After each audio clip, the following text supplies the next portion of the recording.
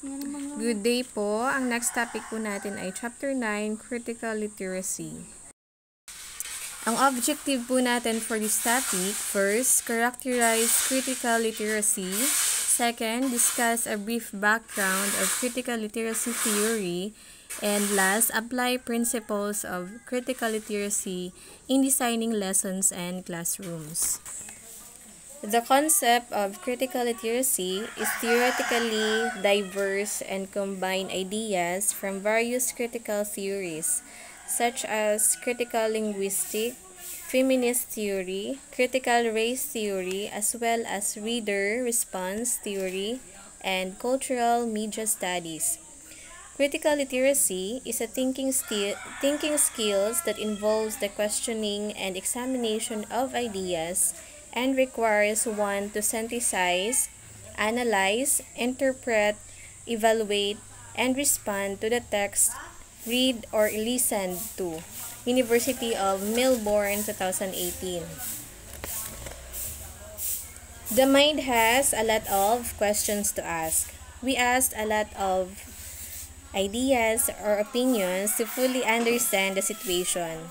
We synthesize, analyze the situation, to interpret and evaluate to fully respond to the text we have read or listened.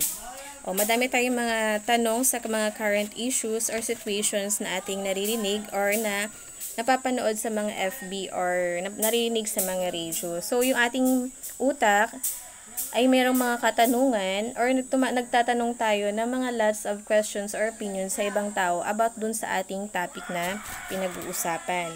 So, yung nagagather nating information, sinasummarize natin, ina-analyze natin bago tayo mag-respond dun sa situation na ating narinig. So, critical literacy uses text and print skills in ways that enable students to examine the politics of daily life within contemporary society with a view to understanding what it means to locate and actively seek out contradictions within modes of life, theories, and substantive intellectual positions. Rather than promoting any particular reading of any particular group or text, critical literacy seeks to examine the historical and contemporaneous privileging and exclusion of groups of people and ideas from mainstream narratives. It is a kind of literacy about structural violence, and power systems. Since the 1990s, critical literacy theorists have outlined emancipatory theories of learning that address the complex relations of language and power through social critique, advocacy, and cultural transformation.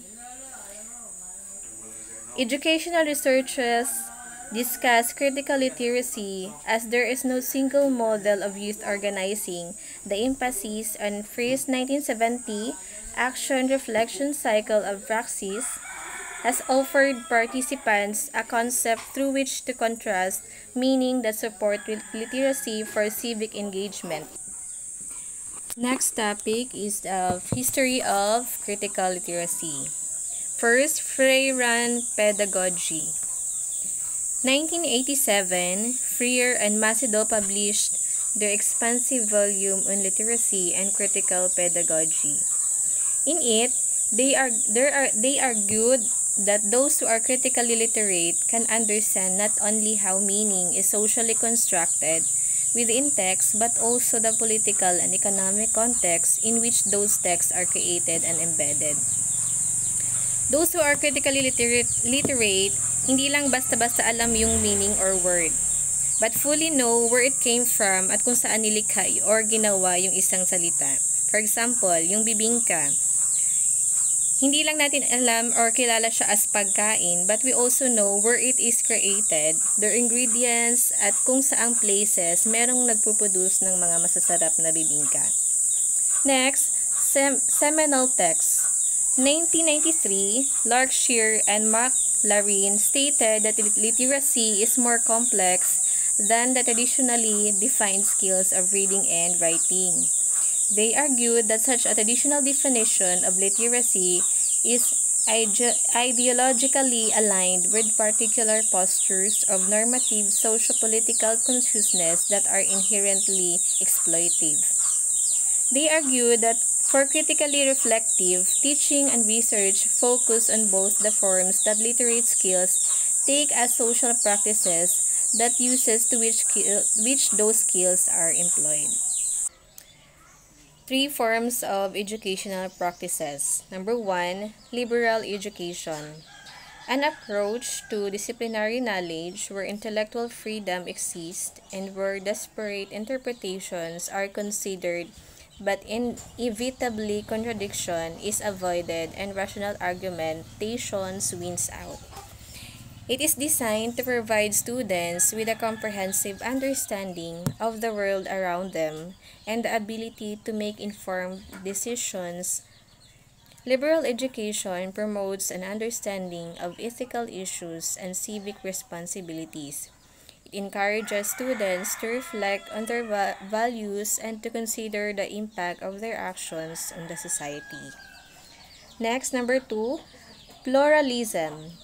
There is an emphasis on reading to evaluate principles that support a loose conception of tolerance.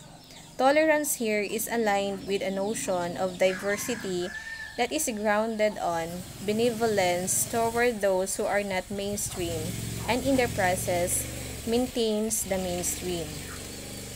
In the context of society, pluralism refers to a state of diversity and mutual respect between different groups, cultures, or individuals coexisting in a community or in a nation. In a political aspect, pluralism is a theory that believes power is distributed among many groups and organizations rather being centralized in a single authority. It encourages democratic participation and the right of free speech leading to a balanced power. Next, number 3, transformative praxis. Takes the radical potential of critical literacy into direct emancipatory action in the world. Praxis is here defined through the FREA process of naming the conditions of oppression and struggling collectively with others in a cycle of action, reflection, action against such oppression. Examining one's own experience, belief, and assumptions, as well the social structure and system that influence them. So teachers and students critically examining the curriculum, teaching practices, and school policies, and then taking action to make them more equitable and inclusive. The aim is to transform the educational system a way that empowers all students and promotes social justice. Larkshire and McLaren argue that a guiding principle behind their processes of transformative critical literacy praxis involves an analysis attempting to understand how agents working within established structures of power participate in the social construction of literacies, revealing their political implications. 2001 reauthorization of the Elementary and Secondary Education Act as the controversial No Child Left Behind. 2000 Junks for possible orientations for future approaches. Number 1, to understand how language maintains social and political forms of domination. Number 2, to provide access to dominant forms of language without compromising the integrity of non-dominant form. Kasi meron talaga tayong mga non-dominant form. So, ginaiwasan natin na hindi natin ma-compromise yung mga non-dominant form or ma-offend natin sila. To promote a diversity which requires attention to the way that uses of language creates social identities. Siyempre kapag yung mga tao, alam natin yung mga dialect nila, nakikilala natin sila agad sa paraan pa lang ng pagsasalita or yung diction nila. Next, to bring a design perspective that emphasizes the need to use and select from a wide range of available cultural science systems. Critical literacy and the arts. The creation of artistic products by an individual and the perception and rejection upon others' artwork showcase the power of critical literacies at works within our context. According to Luke 2000, the primary aim of critical literacy are, number 1, allow students to see how texts work to construct their worlds, their cultures, and their identities in powerful, often overtly ideological ways. So yung kapag meron tayong nararamdaman, yung happy, sad, gumagawa tayo ng mga songs or poems to express our feelings. So, sa mga, sa mga, for example, gagawa tayo ng mga slogan na ipapakita natin yung mga cultures and identities natin through the text na ginagawa natin. Number 2, understand how they use text as social tools in ways that allow for a reconstruction of this same world.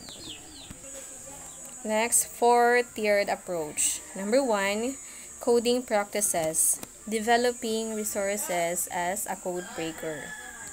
Number 2, text meaning practices, developing resources as a text participant. Number 3, pragmatic practices, develop resources as text user. Number 4, critical practices, developing resources as text analyst and critical. Okay, recall po natin, what is critical literacy? Critical literacy is a vital element to teach pupils in the 21st century.